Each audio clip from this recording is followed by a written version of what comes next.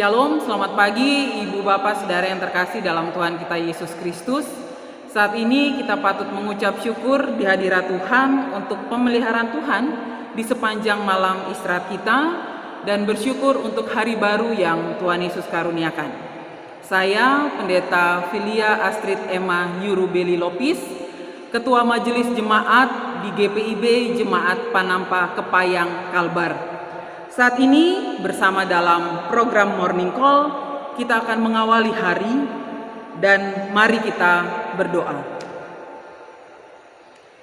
Allah Bapa yang Maha Kasih, kami datang di hadirat Tuhan menyatakan rasa syukur kami untuk pemeliharaan Tuhan. Di pagi ini ya Bapa, ketika kami akan mengawali aktivitas kehidupan kami mengundang Roh Kudus bekerja dalam kami merenungkan kebenaran firman Tuhan. Urapi kami ya Bapa, agar setiap perkataan firman Tuhan senantiasa memperbaharui kehidupan kami. Dalam nama Yesus kami berdoa. Amin. Bapak Ibu, bacaan kita pada kitab Maleakhi 4 ayat 4. Kitab Maleakhi 4 ayat 4 akan saya bacakan.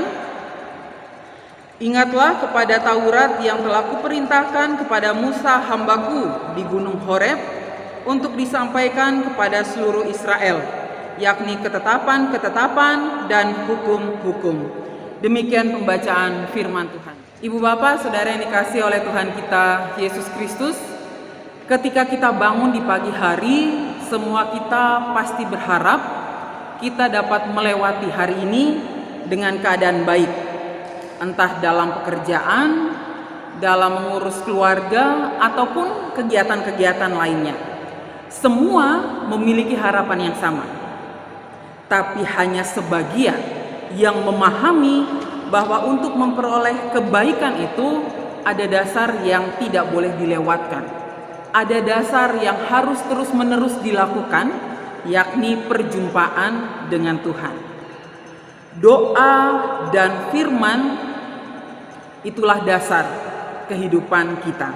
Doa dan firman yang akan menuntun kita supaya kita mampu melihat kebaikan Allah di dalam setiap peristiwa kehidupan yang terjadi. Doa dan firman yang memampukan kita juga untuk menyatakan syukur untuk segala hal yang kita jalani.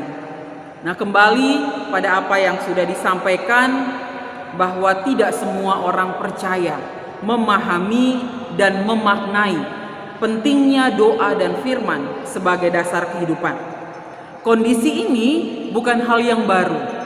Kondisi ini pun sudah terjadi bahkan pada masa sebelum Yesus lahir. Bacaan kita Maleakhi menunjukkan betapa umat, walaupun mereka sudah hidup di dalam pembuangan, tidak semua menyadari kesalahan mereka. Tidak sedikit juga yang mempersalahkan Tuhan atas penderitaan yang mereka alami. Oleh sebab itu, seruan Tuhan yang keras dan juga tegas menghampiri kehidupan umat.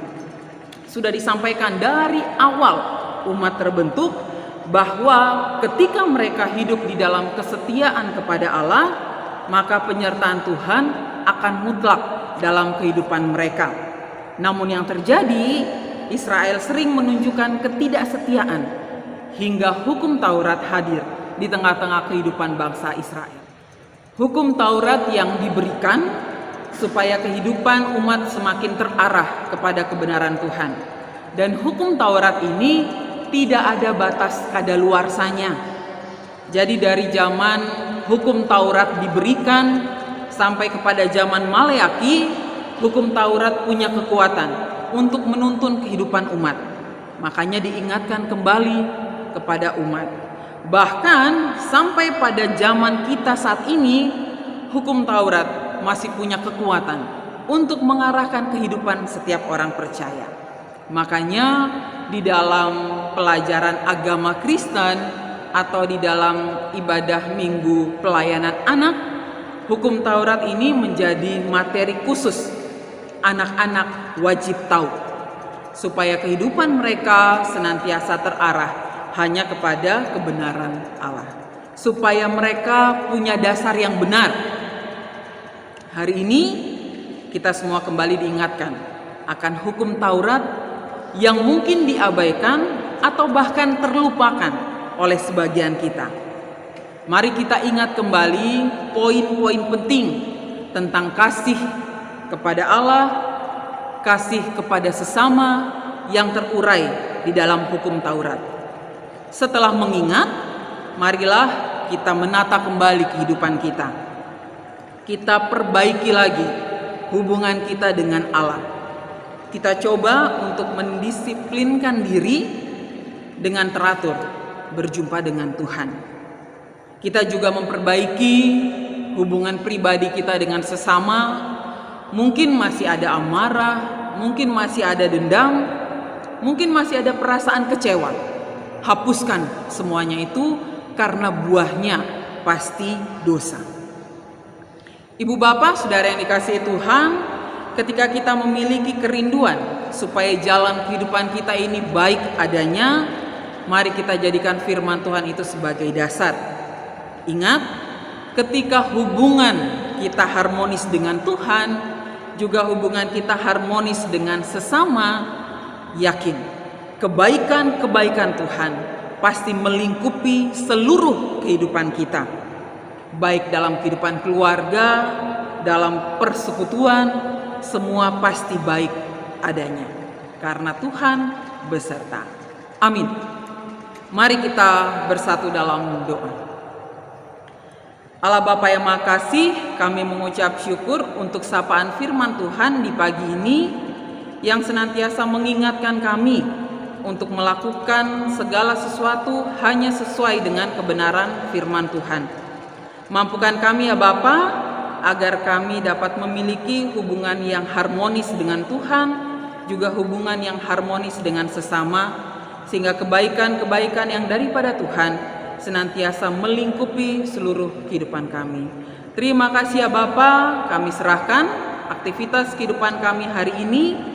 Mohon kuat kuasa Roh Kudus Tuhan yang hadir, sehingga apa yang kami lakukan dan kami kerjakan, semua itu hanya untuk kemuliaan dan hormat bagi Tuhan. Inilah kami ya Tuhan, dalam nama Yesus kami berdoa. Amin.